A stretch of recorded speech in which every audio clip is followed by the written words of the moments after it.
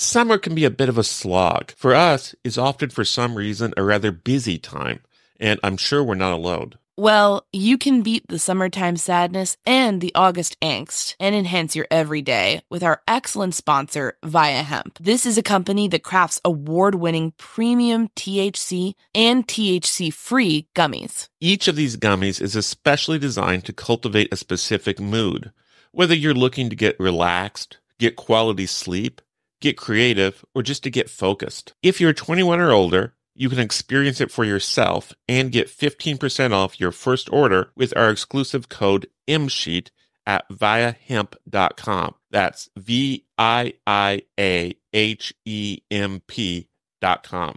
I personally enjoyed their grapefruit flow state gummies. This CBG and CBD powerhouse really helped me tap into my productivity. Like, we have had an extremely busy summer, and I feel flow state got me over the finish line a few times when I was editing multiple episodes a day, digging through documents, and knocking out a bunch of interviews. Via Hemp does not require a medical card, and it ships legally to all 50 states. It's also affordable, and even more so for Murder Sheet listeners who get a special deal. If you're 21 and older, head to viahemp.com and use code MSheet to receive 15% off. That's VIIAHEMP.com and use code MSheet at checkout. After you purchase, they ask you where you heard about them. Please support our show and tell them we sent you. Enhance your everyday with Via. Temp check. What kind of summer are we having this year? A family road trip summer? A beach bum summer? Or a wake me up when the sun sets summer? With Instacart, choose your own adventure and skip the shopping side quests. Where available, you can get ice cream delivered to your hotel, sunscreen to the pool, or cold brew to your bed. Well, door, in as fast as 30 minutes. Wherever you find yourself this summer, you can get the goods. Download Instacart for free delivery on your first 3 orders. Offer valid for a limited time. Minimum $10 per order. Excludes restaurants. Additional terms and fees apply. Okay, it's time to commit. 2024 is the year for prioritizing yourself. Begin your new smile journey with Byte, and you could start seeing results in just 2 to 3 weeks. Just order your at-home impression kit today for only $14.95 at Byte.com. Byte Clear aligners are doctor-directed and delivered to your door. Treatment costs thousands less than braces. Plus, they offer financing options, accept eligible insurance, and you can pay with your HSA FSA. Get 80% off your impression kit when you use code WONDERY at Byte.com. That's BYTE.com. Start your confidence journey today with Byte. Content warning. This episode contains discussion of the murder of children, murder in general, sexual abuse, and the sexual abuse of children. The afternoon of Thursday, September 28th, 2000, was a busy one for the Camms. As a family of 4 living in Indiana's Floyd County, busy was routine. 5-year-old Jill and 7-year-old Bradley, or Brad, were bright, active kids attending Graceland Christian School. Kimberly, or Kim, who is 35, worked at Aegon Investments, an investments and insurance firm. David, or Dave Camm, the 36-year-old father and husband, had previously worked as an Indiana State Trooper. He had left the state police, however, to work for his uncle Sam Lockhart's foundation repair company, United Dynamics. On that day in early fall, everything seemed normal for the Camms. Kim and David had had their struggles, though. For a time, David's infidelity had strained their marriage to the point it nearly snapped. Still, they reconciled and continued to build their lives together. In the weeks before September 28, 2000, Kim made mention to people of the sorts of things she planned to do with David, from the mundane, such as redecorating their bedroom, to the life-altering, such as having another baby together. To help deal with the hubbub of September 28th, Kim's mother, Janice Wren, stepped in to help out. Jill and Brad were her only grandchildren, and she was very involved in their lives. That afternoon, Wren picked up Brad from school to take him to his allergy shot at 4 p.m. Then they went to her house for a snack, and to grab his change of clothes for swim practice. Meanwhile, Kim took Jill to dance class. David rang up a client at 5:30 p.m. just to confirm that he was clear to swing by and give her an estimate at a specific time the following day.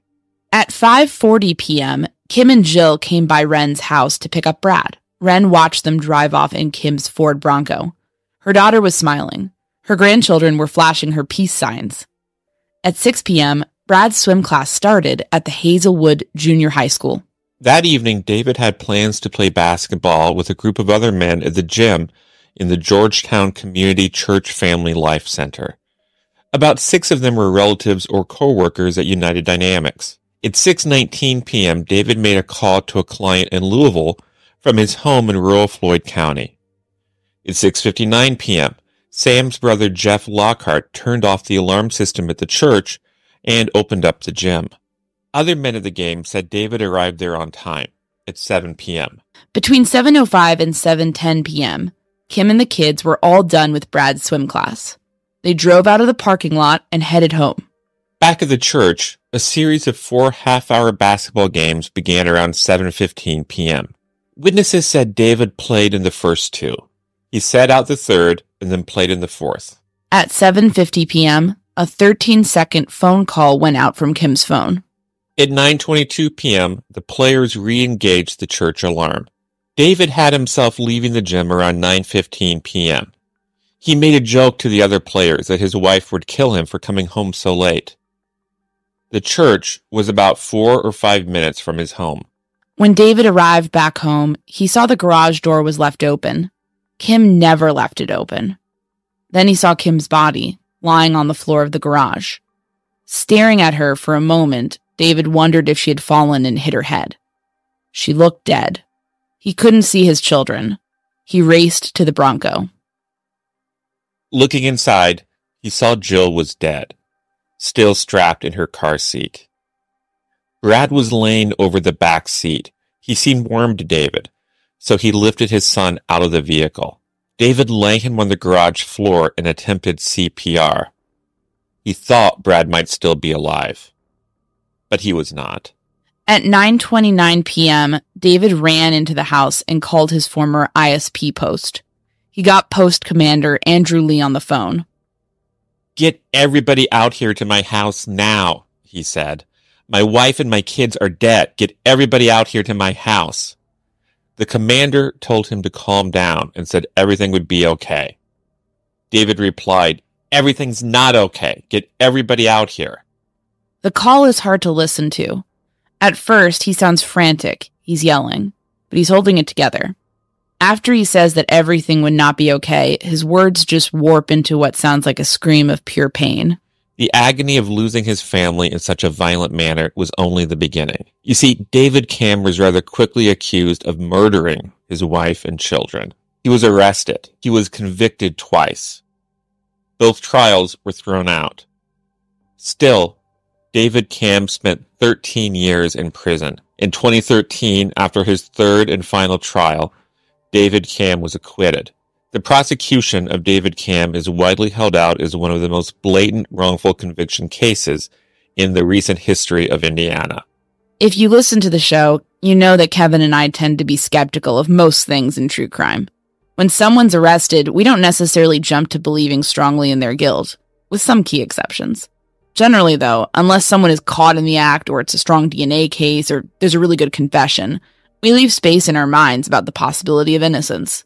Likewise, when true crime media or celebrities start banging on about the innocence of convicted individuals, we tend to take that with a huge grain of salt. In our minds, many high-profile so-called wrongful convictions are not wrongful convictions at all. They're the product of journalists and media figures wholeheartedly swallowing defense talking points. We want to provide that context for the following statement. We both believe that David Camm is innocent of the murders of his wife and children. We don't believe he killed them. We don't believe he hired anyone to kill them. We don't believe he molested his daughter, Jill. We should stress that we delved into this case in depth before coming to these conclusions. Some more caveats. In cases where the father or husband is the only survivor of a fatal attack against a family, that is notable. We very much feel that in cases like this, law enforcement has to look into the survivor. David Camm's past infidelity also warranted attention. That can be a motive for murder. That being said, the rush to conclusions in this case was unconscionable. There was no need for this investigative team to swoop in and arrest Camm so fast, or fail to reassess their findings when presented with new compelling evidence. From very early on, the investigation seemed to brook no discussion. David Camm was guilty in their minds. There could be no one else. But the evidence they touted as proving that falls apart under the slightest scrutiny.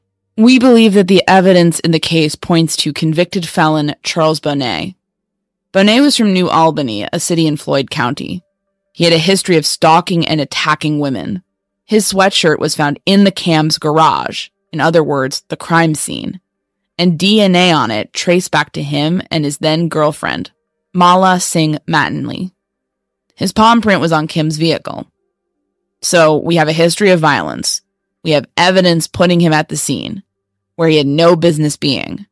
There's no evidence whatsoever indicating that Camm arranged for Bonnet to kill his family, or that he bought a so-called untraceable gun from the man. No money exchanging hands. No documented relationship. Nothing. Also, when confronted on all this, Bonnet's explanation was that Camm had lured Bonnet out to his garage. Then he killed his family. Then he tried to frame Bonnet for the crime. This is contradicted by witness accounts at the basketball game and common sense.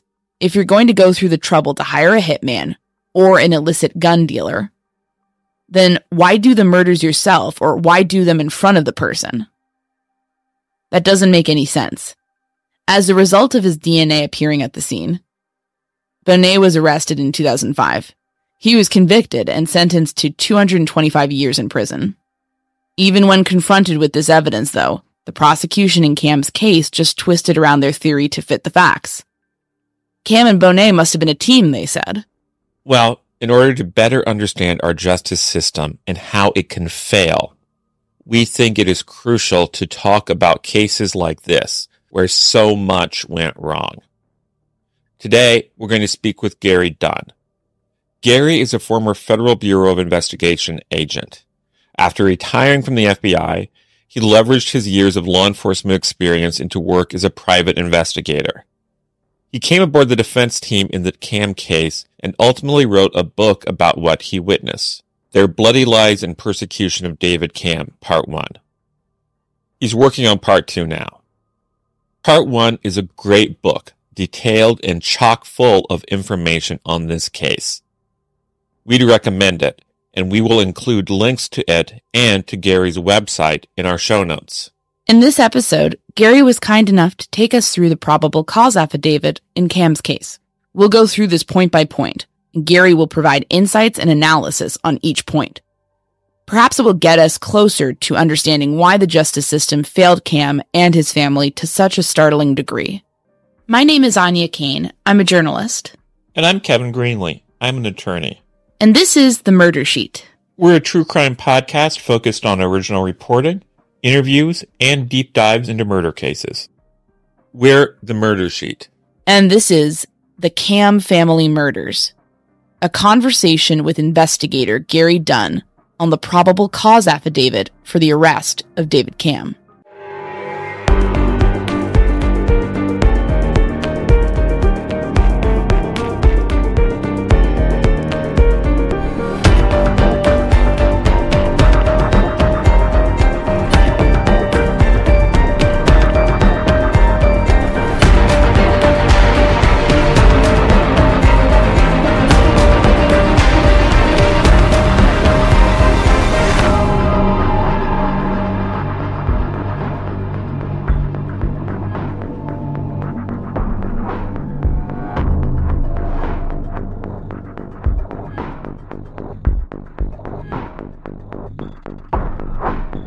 This is one case where we were like, the more we read about it, the more horrified we became, because it was like, how did this happen? How did this happen to this person? And the answer is because of an immense amount of pride, the inability to say, hey, we were wrong. And I think you find that on most of the, at least from what I understand, wrongful convictions, is that and prosecutors and police can't acknowledge that, hey, we did something wrong here. And it really got worse than that, because everything subsequent to that very wrong affidavit when anything came up, which tended to refute their story, like the DNA of Charles Bonet. My God, they said, well, it doesn't mean anything. We believe his story. And it's like, this guy's an 11-time convicted violent felon. Yet you believe his story? And then, and even then, they didn't do anything. And it took the palm print on the side of the car before they said, oh, he's involved. But he conspired with David. And there's absolutely no evidence. So this confirmation bias just was on steroids. We want to commend you on the work that you did for... That was a great book. Yeah. Oh, so you both read it? Yeah. Can you tell us a bit about your background and how you came to be involved in the case of David Camm? Yeah, certainly. My educational background, I graduated from IU. Subsequently got a master's degree at DePaul University in Chicago. I also spent 5 years in the United States Navy. In 1976, I applied for and was accepted into the FBI. And I subsequently served 27 years as a special agent assigned to Miami, Florida, then Chicago, then Gary, Indiana, and subsequently to Southern Indiana. And that's where I concluded my 27 years. During that time, for a year, I worked undercover in a major political corruption case involving both Chicago and New York, which had really remarkably successful results. In 2003, I retired from the FBI. Subsequently, began teaching as the program director at Ivy Tech in Bloomington, as the chairman of the Criminal Justice Department. It was an excellent job, wonderful people. It just wasn't a good fit for me, not because I didn't enjoy it, certainly interacting with the students, but I missed the investigating world. And so in 2004, I hung out my private investigator shingle, primarily thinking that it would just work on civil cases. And then Catherine Kitty Lyle in late 2004 approached me and said she had a case in southwestern Indiana, which was a public corruption case. She claimed, and of course she's a defense attorney, and I, even though I associate with defense attorneys, I never worked closely with them. But she said that her client had been falsely accused. As it turned out, he certainly had been. And I spent several weeks speaking with about 45, 50 people, and the case just wasn't there. And pleased to say that the gentleman who was a county chairman of one political party, that Kitty and I subsequently amassed enough evidence where the charges against him were dropped, as well as they never should have been brought against him. And on the heels of that, Kitty said, well, I've got another case for you.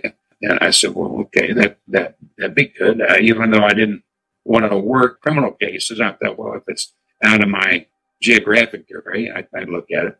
And she says it's a case of David Camm. And I thought, no way. Because I'm originally from New Albany, Indiana, Floyd County. And I knew the case fairly well, at least the primary facts of it, that a former Indiana State Trooper of 10 years, he came home on September 28th of 2000 from playing basketball, raised the overhead garage door, and in the garage was sitting his wife's Ford Bronco. On the floor was his wife, Kim, who had been shot through the head, quite obviously dead. He then went to the car, saw that his 5-year-old daughter, Jill, strapped in the back seat, and this is a 2-door Bronco, strapped in the back seat, had also been shot through the head, obviously dead. And then he saw his son, who was straddled across the back of the back seat on the driver's side, clearly trying to get away from the gunman. That's when he reached in, went through the front seat, grabbed his son, and then removed him to give him CPR. Now, I didn't know all that at the time, but I was aware that of course, he came home, found his family murdered, and then within 3 days, he'd been charged with their murders. And at the time, I thought, number one, the first one to find a family, and number two, the only surviving member of the family is probably guilty. And that's when he was convicted in 2002, other murders. It didn't surprise me. So fast forward 2.5 more years, Kitty reaches out to me and says, hey, Stacy Juliana, who was her partner at the time, and I were successful in getting a reversal of Dave Camm's 3 murder charges. And the basis of that was that the trial judge amazingly allowed the testimony of women with whom Dave had affairs. The prosecutor at the time, Stan Fay, said he was going to draw the needed nexus between the affairs and the murders. And clearly you needed to do that, otherwise it would have been incredibly prejudicial and certainly not relevant. Well, that never happened. There never was a nexus. And in that regard, Kitty and Stacy had the case reversed. So Kitty wanted me to come aboard as their private investigator. And as I indicated, I thought, no way, there's no way at all, primarily because I had worked throughout my career in Indiana with the FBI 18 years. I had worked very, very closely with the Indiana State Police, certainly not only in the low post up in northwest Indiana, up in the region, but also at the Bloomington post. And I had a great relationship with them. And I did not want to do anything to jeopardize that relationship, and certainly not come aboard and engage in second guessing their investigation, which clearly had resulted in a conviction of one of their former troopers. That was the approach. Kitty did continue to speak with me, and I said, well, okay, let me just look. And I did indeed look at the appellate decision reversal, and I was shocked with what I was told, and certainly about the basis for the reversal, the clear cheating on the part of the prosecutor, and that's what it was. And it was certainly facilitated by the trial judge, who, by the way, later told the defense attorney on that aspect, Mike McDaniel, wonderful guy, unfortunately deceased now. But as Mike told me, he says the judge actually told him on the day that the reversal was announced that he said, well, Stan told me that he was going to connect the affairs with the murders. And Mike says, well, when the hell did he tell you that? He says, that's clear, an ex parte meeting. And he says, I wasn't present. And the judge stuttered and stammered and said, well, he didn't. So already, we've got a relationship between a judge and a prosecutor, which is wrong. But yet by that time, of course, Dave's already been incarcerated for well over 4 years. So anyway, I read the appellate decision. And when I read that Dave indeed had come home that night after he was playing basketball at the church gym, which is 3.5 miles away from their home in rural Floyd County, outside of Georgetown, that there were 11 other people with it. And I'm like, well, how did this happen? And so I then looked at the original probable cause affidavit, which is signed by Indiana State Police detective and also by Stan Fay, the county prosecutor.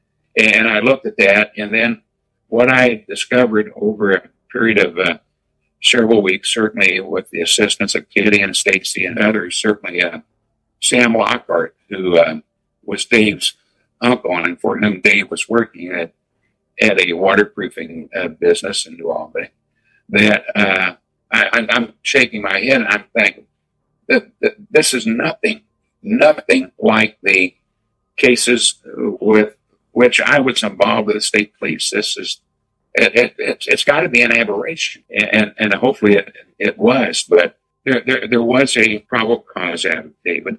This affidavit, if I may, I'd like to go through certain aspects of it. Absolutely. Please do. And by the way, of course, David is now free, having been exonerated 10 years ago this month in Boone County, up in Lebanon, where the trial had been, the third trial had been moved. It's necessary for viewers to understand just how in the hell this abortion of a criminal case was ever initiated. As your viewers know, a probable cause affidavit for an arrest needs to have evidence supporting the contention that the person named in the affidavit more likely than not committed the crime.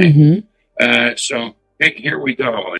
This episode is sponsored by AutoTrader. Credit scores, down payments, interest rates, Car buying can be a numbers game, but you don't have to be a math expert to get the keys to your dream car. Just use Kelley Blue Book My Wallet on AutoTrader. Crunch your numbers and get your personalized results so you know exactly how much you'll pay each month for your car. It's like having a magic wand for your wallet. Presto! The car you've been wanting is now within reach. So hit the road and leave your calculator at home. Find your next car on autotrader.com.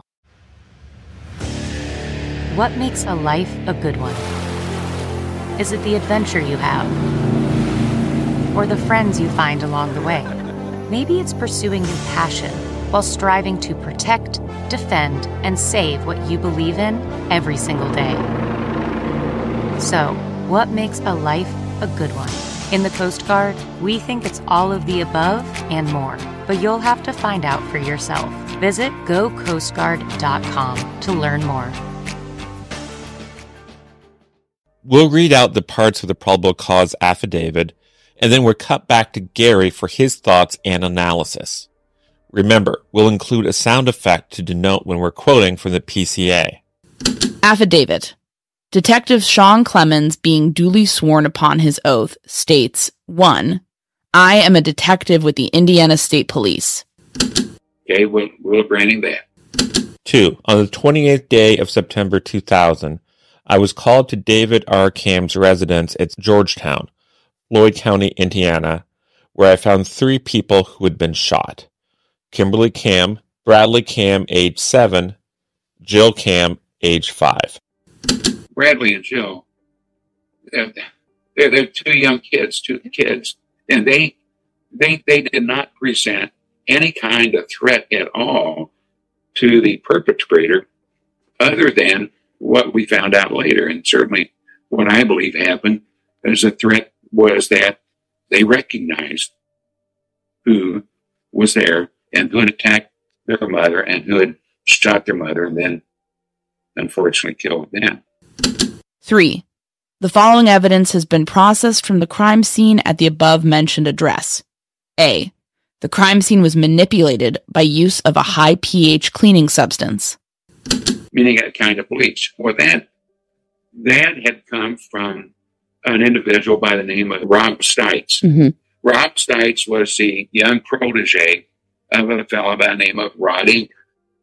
Rod Englert, considered by many to be the premier bloodstain pattern analyst in the United States, certainly around the world. One of his claims is that he had taught at Scotland Yard in London, and it certainly had been held in high esteem.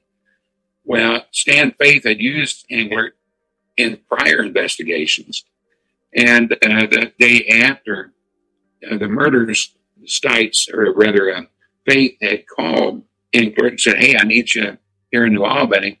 Englert said, "Well, I'm at a meeting." He said, "I can't come, but my young protege, Rob Stites, can." So he said, "Well, send him on out." So Rob Stites flies from Portland, Oregon, where they're located, and Louisville, Kentucky, and then is picked up and taken to the crime scene. Now, Rob Stites brings with him 90 pounds of crime scene material in which to help process the crime scene, because in addition to being a bloodstain analyst expert, he's also a crime scene reconstruction. That's what he was telling everybody. But we'll find out later that's not exactly accurate.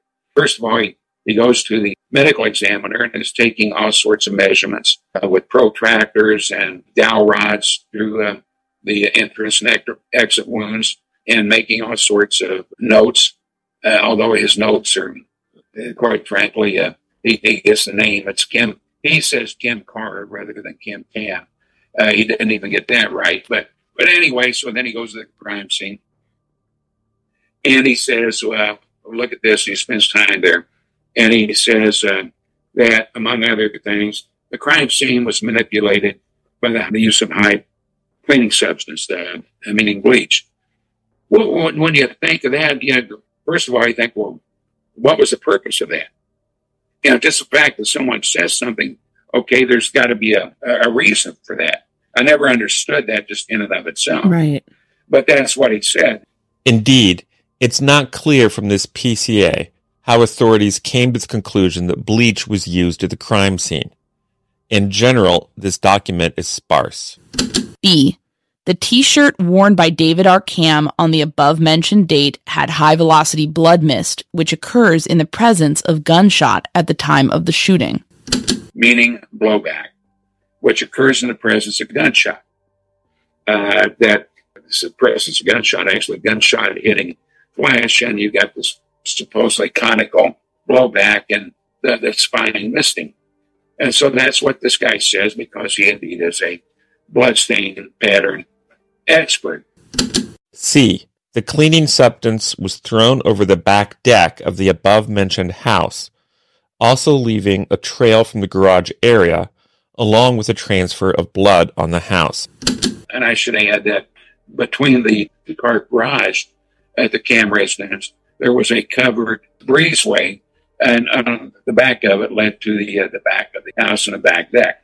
But he says the cleaning substance was thrown over the back deck, leaving a trail from the garage area. He says that because he sees spots on the deck. We'll also jump ahead a bit here within the PCA. F. There is a wet mop in a bucket in the utility room of the house at the above-mentioned address, with a strong odor of bleach. Also, let's read this portion. H. There was a flow of blood from the garage that is inconsistent with the viscosity of blood and was aided in its flow by the presence of water and cleaning substance. So he's trying to tie all this stuff together, that there's this wet mop in the laundry room, bleach was added to the flow of blood, and then the residual was thrown over the back deck. Why, if someone had shot someone, why are they going to hang around and add bleach and water to the blood flow? Well, anyway, so those are the allegations made by Rob Stipes, and certainly in the affidavit. The portions of the PCA that we've read so far represent much of the blood evidence against Camm. We'll get to other pieces of evidence later, but for clarity's sake, let's just hone in on the blood evidence for now. Here's Gary. Well, here's what we found out, and here's what had been ascertained over the years. And by the way, Dave is arrested within 3 days. 3 days, less than 72 hours. Wow. And Dave, in his any number of statements to the state police, and certainly to two which were sit down with detectives Mickey Neal and Daryl Gibson, vehemently denied ever harming his family. And indeed, there was no indication, no evidence, nothing whatsoever of anything such as that ever occurred. It's interesting because Detective Neal, in the final interrogation prior to his arrest, Mickey told David, says, well, what are we going to do? He says, David says, this guy is world renowned, talking about Stipes, world renowned for his expertise. And he says, you got high velocity blood on your shirt. Well, here's what we found out, okay, is that the state police, and by the way, the state police lab in Evansville, Indiana, did not do a good job. They did a marvelous job. They did a professional job. They did an outstanding job. Just 3 people off the top of my head. Lynn Scammahorn, who was a DNA analyst, she did an excellent job. She followed the science. And by the way, in the first trial, she had been threatened by Stan Faith, which we find out later, to testify according to what he wanted, not what she had found. And the other 2 that I found were extremely professional were John Singleton, the fingerprint analyst in Evansville, and Ed Wessel, who was the firearms expert. Those 3 were the personification of professionalism in the state police. So I don't want anyone to think that this is an indictment of the state police per se, because it's certainly not. But of certain individuals, yeah, absolutely it is. Yeah. Much of the case against Camm relied on this blood evidence. Taken at face value, the blood splatter proved that Camm had shot his daughter Jill. But was that evidence, and therefore the conclusions based upon it, any good at all? What about that high pH cleaning substance that was supposedly used in the crime scene? Was there bleach discovered intermingled with the blood? There were scrapings taken of the garage floor. There was absolutely no cleaning substance found, no residue, nothing whatsoever. So the expert got that wrong. According to Gary, that wasn't the only major error in Stites' work. Remember the finding about how there must be water and cleaning substance mixed in with the blood because Stites felt the flow of the blood in the garage was inconsistent with its viscosity? And he had based that upon seeing there in the garage, there was a huge pool of blood from Kim's head. Of course, a head wound is going to have a lot of blood. And there was a small can on the garage, as you might imagine, for a drainage from the front to the back. And the blood had pooled dark red, and then something had dammed it. And you can clearly see a lineal marking in the blood. And after that damming of that blood, and around that, you can see where it goes from bright red until a color of like a translucence like you would see in plasma, which is what it was because there was a separation of the blood, the red blood cells from the rest of the blood. And it was the natural phenomenon which happens. So this blood expert, Brian Stites, thinks that somehow or another there's been a solution added and doesn't recognize what most people, at least certainly those who are supposedly educated in bloodstains, would readily acknowledge. So he got that wrong. That was certainly not accurate. Oh, and recall how the cleaning substance not actually found in the garage was also supposedly thrown over the back deck, according to the PCA? Well, the stains that Stites had found turned out to be something else entirely. Stains from the garage over the back deck. Well, Dave Camm had a high-pressure cleaning business on the side, and he had cleaned the deck just a few weeks before, and that was the residue of that. As a matter of fact, there was a plant on the back deck that had been moved, and once they moved, once the police moved it, they saw, my God, there's one of those stains under that potted plant. So how in the hell did the perpetrator get a spot under a potted plant? Of course, it didn't happen. So here's this expert who's not an expert, and so he gets that wrong. But Gary considers the issue of the so-called high-velocity blood mist allegedly on Camm's shirt the biggest blunder by Stites. Keep in mind that the two kids were shot and killed in the car. The only person outside the car who was shot was Camm. He's thinking that the mist came from Camm's head wound because he says also that the overhead door had high velocity mist on it too. That's not in the affidavit, but that there was blowback blood on the door, which was Camm had opened in order to pull in the Bronco.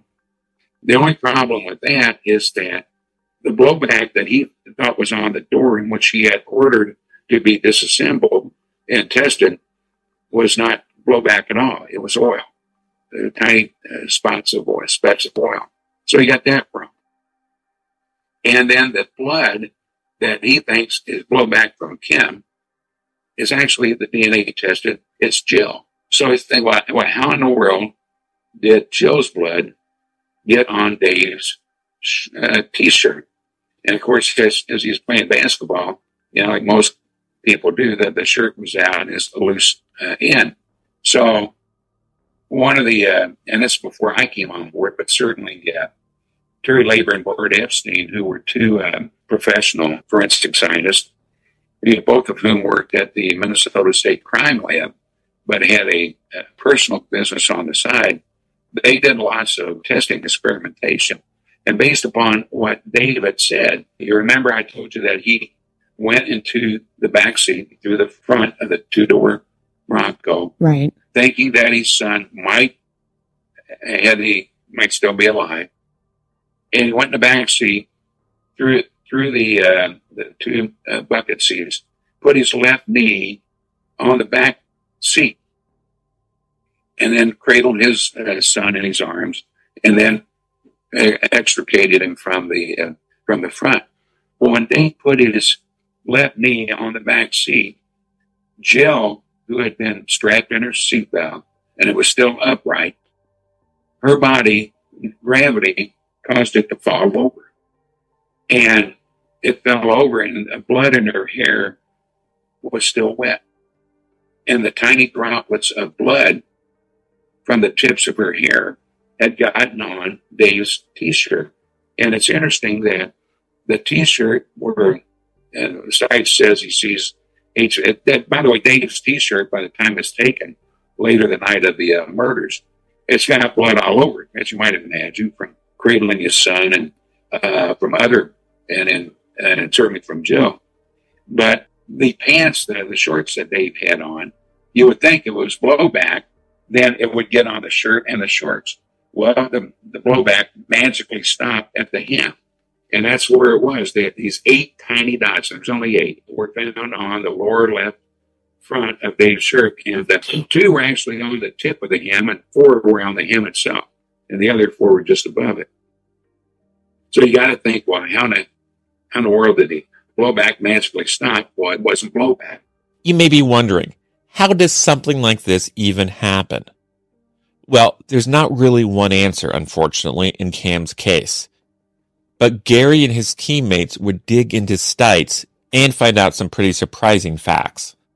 In the first trial, Mr. Stites says that he is a professor at Portland State University, and he teaches any number of forensic sciences out there. He's getting his PhD in fluid dynamics, as he's saying.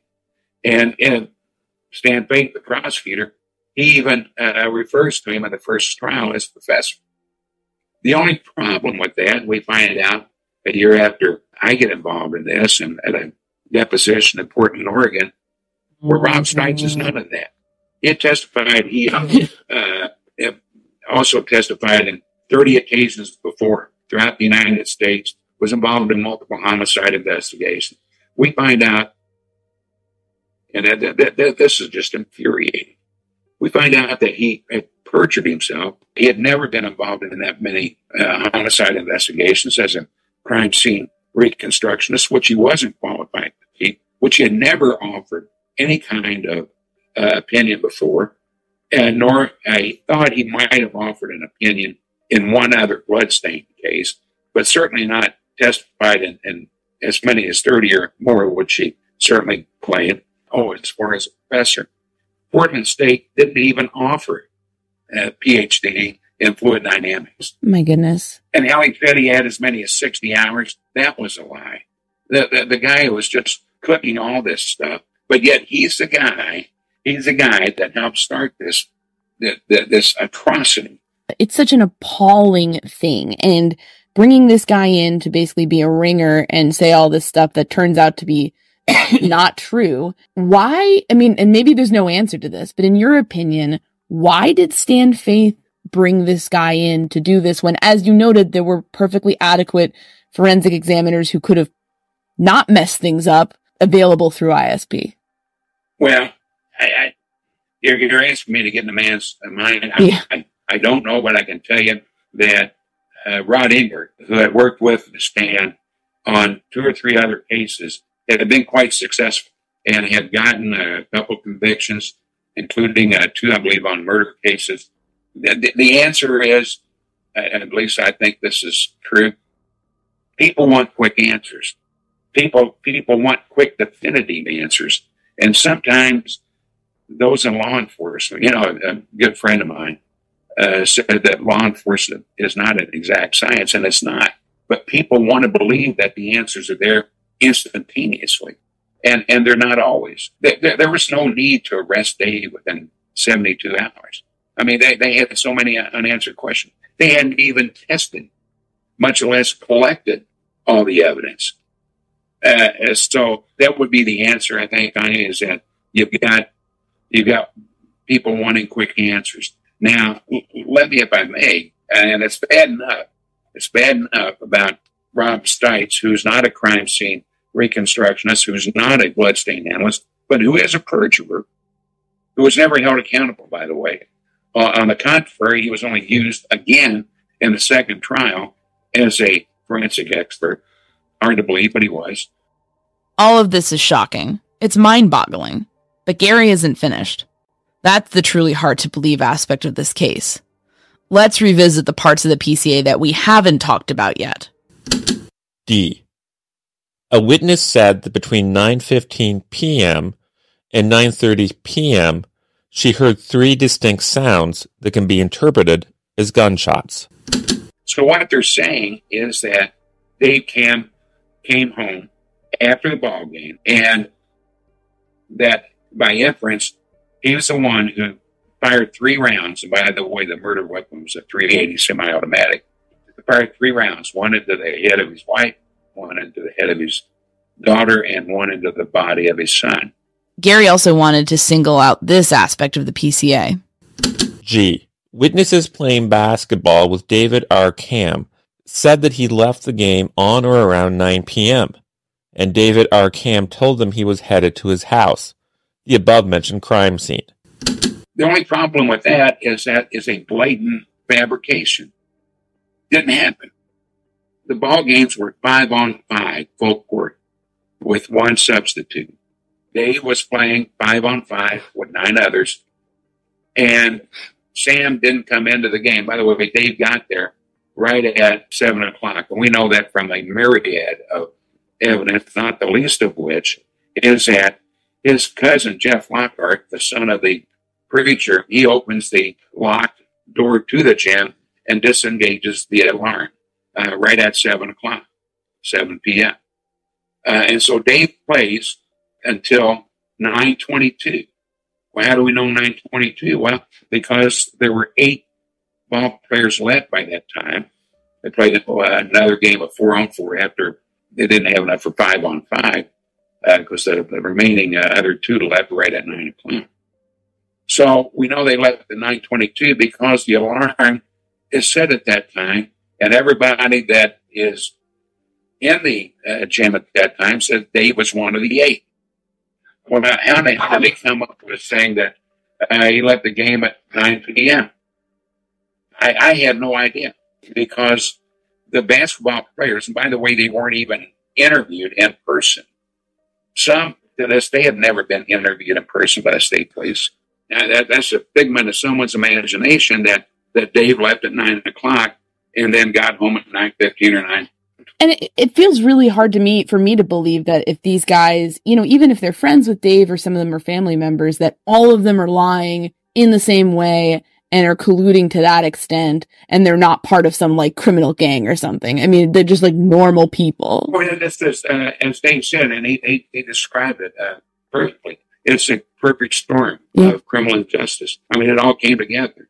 But let me address the 9:15 and 9:30. The person, the witness there, was actually Dave's aunt, who lived in the woods behind him and Kim and the family. And she never said she heard it sounded like gunshots. She heard 3 sounds like someone banging on something. And that's what had happened. She had heard after the fact, after Dave came home and found his kids, and even after the police arrived, he had struck the tailgate of his pickup truck 3 times. We even found a witness a quarter mile away who heard those 3 bang. So she never said that. And when she found out that this was in the affidavit and it completely misconstrued her claim, and certainly she'd also worked as a paramedic and with the police, she knew what the hell gunshot sounded like. And she was livid. It just wasn't accurate. And of course, the 9 o'clock wasn't true. And then we get to perhaps the most shocking and horrifying claim within the PCA. This next part of the episode includes graphic and upsetting discussion of the possible sexual abuse of a child. Please jump ahead around 5 minutes if you'd prefer to skip. E. Jill Camm, age 5, had a recent tear in the vaginal area consistent with sexual intercourse. That was a blatant mischaracterization of the injuries that Jill had. She did have external injuries, a tear in the external genitalia, okay? Certainly it wasn't consistent with sexual intercourse, and it wasn't in the vagina. I mean, this was so salacious, and it was so wrong. And we only find out later that when the medical examiner at the Kentucky Medical Examiner's Office, and she saw what happened to Jill, and she did a sexual assault kit on Jill as well as on Kim. But it never was anything that you could say was consistent with intercourse, but there had been trauma. Now, one of the medical examiners said the pain that Jill would have suffered pain there so much that she would have cried or when she urinated.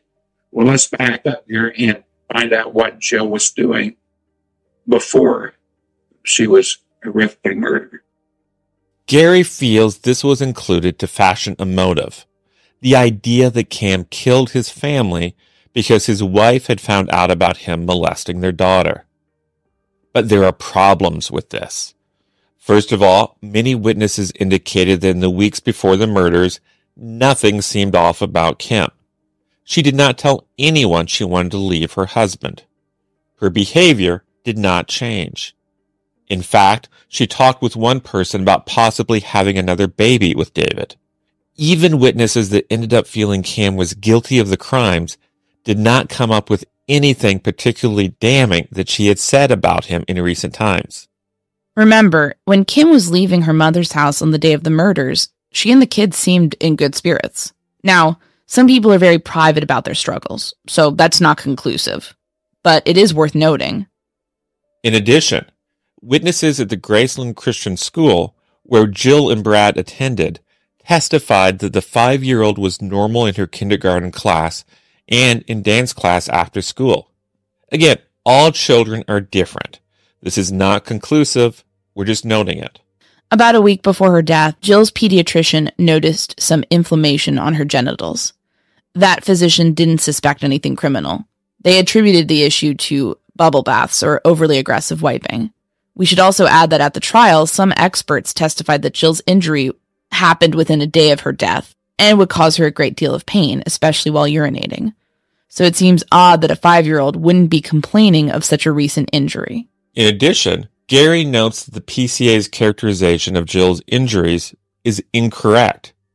In the book, he gets even more into this. The autopsy found that Jill had received nonspecific blunt trauma of the external genitalia, hymen intact. That's the exact phrasing. Also, the medical examiner found that the trauma was consistent with either molestation or a straddle fall. That is far more specific than what was included in the PCA, and the PCA's use of the term vaginal area is confusing. In court, the state contended that the injury was the result of molestation, and the molestation was recent, within 24 hours of the murders. At trial, the testimony was a bit all over the place. During the autopsy, when Dr. Tracy Corey removed Jill's clothes, she noticed blood. Dr. Betty Spivak, a pediatrician with the Kentucky Medical Examiner's Office, said that the injuries would cause pain of 7 to 8 on a scale of 1 to 10. Again, that is odd given her regular behavior at school. Dr. Philip Merck also testified that the injuries were interior, not exterior, which seems to conflict with the autopsy report. In case you're wondering if the sexual molestation occurred right before the murders, our understanding is that the prosecution contended this would have required the perpetrator to take Jill out of her car seat, undress her, molest her, then reclothe her and put her back in the car seat. That doesn't necessarily make a lot of sense. We don't really know what to make of Jill's injuries, but it seems like there very well could have been an alternate explanation other than David Camm molesting his daughter. We tend to think it's extremely likely that she may have been assaulted as part of the murders. Meanwhile, Dr. George Nichols, the retired Kentucky medical examiner, took the stand for the defense. WAVE described him as an angry and somewhat reluctant witness. He said he found the possibility of sexual abuse improbable, but possible, but stressed that there was no way to tell exactly when the injuries occurred. He seemed to think the other medical experts vastly overstated the prosecution's case. Dr. Nichols indicated that the injuries could have come from Jill being struck, and that the lack of white blood cells near the injury indicated to him that that injury occurred closer to her death. For the sake of completion, here are the remaining points in the PCA. Kimberly Camm and Jill Camm were killed by gunshot wounds to the head from a certain .380 caliber firearm. J. Bradley Camm was shot in the chest, which exited in Bradley's back, eventually killing Bradley Camm. 4. The above-mentioned information was gleaned from statements or reports made to me by Tracy Corey Handy, M.D., Dora Hunsucker, M.D., all pathologists, Robert Stites, crime scenes reconstructionist. 5. I make these statements not as complete recital of all facts, but to establish probable cause. 6. All of which gives me probable cause to believe that David R. Camm has committed murder in Floyd County, state of Indiana. Sean Clemens, ISP. Here's Gary to take us through a quick summary of what happened in the case. And Dave Camm was convicted in 2002 for the murders of his wife, son Brad, and daughter Jill, and got 65 years each, 195 years to serve in the Indiana State Prison in Michigan City. And it's the biggest bastardization of justice I have ever seen. I want to ask you, because I think a lot of our listeners may be thinking, when you think of a law enforcement officer, even one who's, quit or retired, being accused of something so heinous, the fear is thin blue line, the cops will cover up for one of their own. It almost strikes me reading between the lines here that the fact that he was a former trooper hurt him. And I guess, could you talk about that, or what exactly happened here? Yeah, and that's an excellent question, because that's certainly come up before. Whereas you have, well, why would they do this with their own friend? And the answer is because it spiraled out of control very quickly. The reason I believe is that on Friday afternoon, the day after the murders, at the Kentucky Medical Examiner's office, the medical examiner was Tracy Corey Handy, and she says this girl may have been molested. Okay, that transposed, and it was almost like the old telephone game. Hello, how are you? Comes into, hi, I'm going to kill you tonight. Mm-hmm. I mean, it sounds that's stupid, but it wasn't, because Tracy Corey Handy's observation of a possible molestation, and she tells evidence tech Sam Sarkinson, and it comes up possible molestation into Jill had a recent tear in the vaginal area, not true. Consistent with sexual intercourse, not true. Okay, but in answer to your question, at that time, and then there was a profound shift, because Dave even noticed it, that he's at the crime scene trying to figure out some things, and they're asking, who could have done this? I'm trying to think, and he notices that his former troopers and friends are not talking to him, or not having anything to do with him. So that's the reason I think that in their minds, they became convinced that he had molested his daughter. And nobody in their right mind, if they believe that, are they going to stand by their now former friend? Of course, it wasn't true. And most of the police officers, most of the uniformed people, they don't know exactly what's going on. Mm-hmm. The detectives certainly should have, because they had meetings and they exchanged information, but you can understand why they became a pariah very quickly. And he did. It's just shocking, though, because it's like the jump to conclusions, instead of saying, okay, there's a possibility of molestation, let's examine if there's evidence that the father did it, or if perhaps the perp who killed everyone who may not be the father did it. It blows my mind. And just the effect of having a man who lost his entire family then go down for it, when obviously, the evidence does not point to him, it's such a tragic situation. You said that this is the most severe bastardization of justice that you ever saw. Have you ever seen anything that comes close to this in your career? Oh, no. I have a good friend. He's retired assistant chief of Bloomington. Tony Pope, a wonderful guy. We worked together quite closely on a couple cases. But like Tony said again, he said that people have asked him, so what was, and he had over 30 years with the Bloomington Police Department. So what was your greatest fear? Was it being shot or killed? And he goes, no. He says, my greatest fear was putting together a case or investigating a case where the wrong person got convicted. And I believe that to be the case with the vast majority of people in law enforcement. They certainly don't want to see the wrong person convicted. But yet, in the same vein, you ask, why couldn't they, why can they say stop? Why didn't someone in authority say stop? Well, again, and by the way, this is a personification of ready, fire, aim. Yes. It wasn't, it didn't progress the way it should have. But why didn't someone, certainly at the state police, say, hey, this is not right. Well, number one is that Stan Fate had assumed control of the investigation.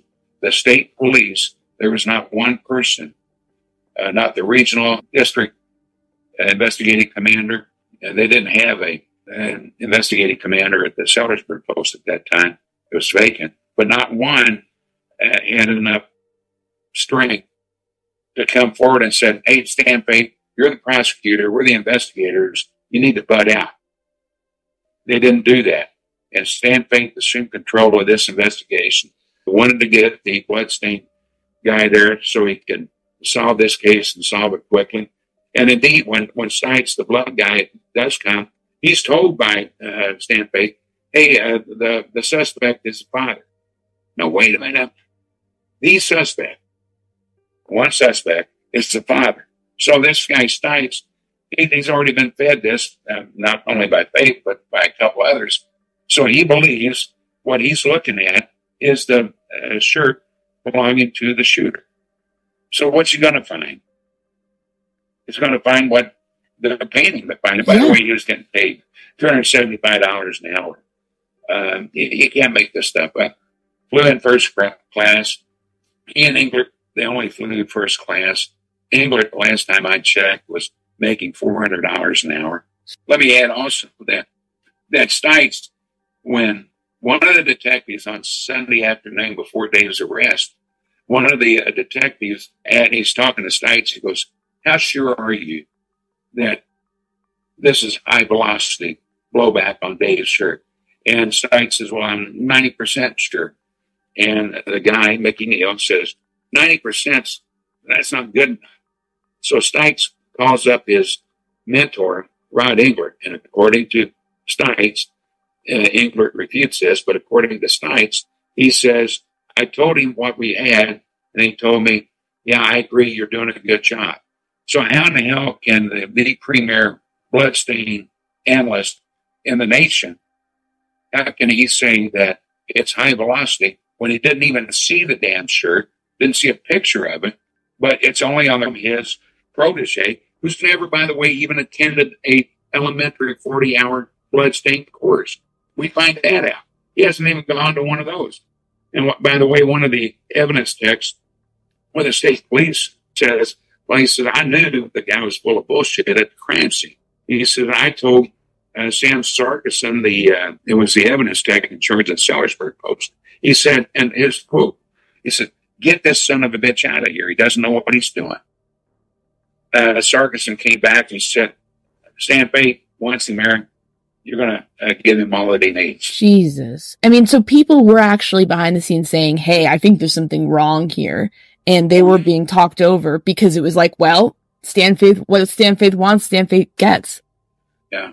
It's and I've worked with any number of prosecutors, local and federal, of course. And I've never seen anybody to have asserted themselves in an investigation as did Stan Fate. But and that's how this whole travesty started. And absolutely, it's an atrocity. It never should have occurred. And once people recognized that they were wrong, someone should have said, stop it now. Yes. But no one could, or no one did. They could have. So, what really happened to the Camm family? In Gary's opinion, the crime scene had some details that were bizarre and not accounted for. For instance, Kim was barefoot, her shoes neatly left atop the Bronco. Her pants were off. Gary said the scene points to a different motive than family annihilation. which didn't make any sense at all, except the one trooper there, Shelley Romero, the only female trooper who saw this. And she says, that's not right. Women don't wear black panties under white pants. And no one made a note of it. As a matter of fact, the possibility of a sexual attack on Ken was completely disregarded, as was any burglary of the house because there had been no forced entry. The only problem with that aspect is that the Camms did not lock their doors. They lived in a rural area, didn't lock them. And they had neighbors who were not only his grandfather, but his aunt who lived nearby, and they routinely accessed each other's homes. So they discarded burglary, they discarded sexual assault, even though there was no, I didn't think, any basis for them having done so. And we'll later find out that those two motives were, at least in my mind, were absolutely at play with the real killer. Let's talk about the person who we mentioned earlier, who we know is at the scene, Charles Bonnet. We talked about him at the top of the episode. Authorities, when confronted with the fact that his sweatshirt was left in the Camm's garage with DNA on it belonging to him and his girlfriend at the time, came up with the idea that he was the man Camm hired to give him a gun for the murders. There was no documented evidence of this. They just needed Camm to still be guilty, in my view. But let's talk a bit about his history. In Bonnet's previous crimes, he would attack women. He would threaten them with firearms. He would also steal their shoes. He had an obsession with shoes and women's feet. Before we wrap up this first episode on the David Camm case, we also wish to note that another sexual predator was less directly connected to this case. And that predator has a strong connection to another case we've covered on the show, the Burger Chef murders. We're talking about Donald Forrester. Here's Gary. Tell us about Donald Forrester. Donnie Forrester, he was one of the informants in Dave's case. Right. Yes, he was. Yeah, but Donnie, we first met him in 2005, the fall of 2005, in Pendleton. That's where he was incarcerated. He was, of course, he's dead now, but he was one despicable person. He was. Relatively small guy, but he was real proud of the fact he didn't want, from what I understand, he didn't want his mother to think that he was a bad guy and could have murdered those 4 kids. But of course, he got out of prison. He had been incarcerated for sexual assault, I believe, of a family member. Yeah. And had gotten out of prison. The murders were actually not long after he got out of prison. Okay. And he actually relocated out of prison to Speedway. Exactly. Yeah. And he actually confessed. Now he later recanted. Donnie Forrester, he just, the thing about it, he was a congenital liar. Yes. Charles Bonnet. So what do you believe? The answer is, though, is that he was certainly capable of doing it. He was just completely amoral, no conscience, a typical psychopath. He was one of the 3 prison snitches that formed the basis of the only new evidence in the second investigation. Yeah, it's and that's what they went. And the first informant was a guy by the name of James B. Hatton out of Bartholomew County, who was incarcerated for over 20 years.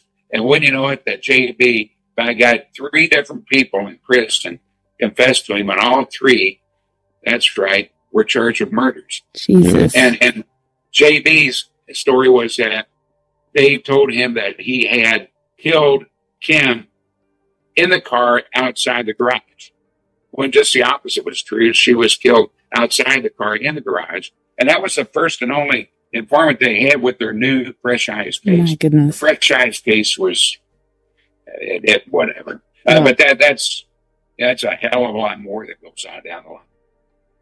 Both of us tend to be skeptical of informants that may be motivated to testify because of their own trouble with the law. Tragically, in this situation, nothing Donald Forrester said even sounds bad for Camm.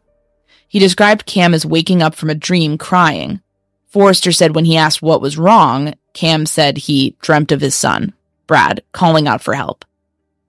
Can't we imagine a man who has lost his entire family, who felt he wasn't there to protect them from danger, doing just that? We are glad that the third trial ultimately gave David Camm some vindication, and that he has been released and can live life as a free man.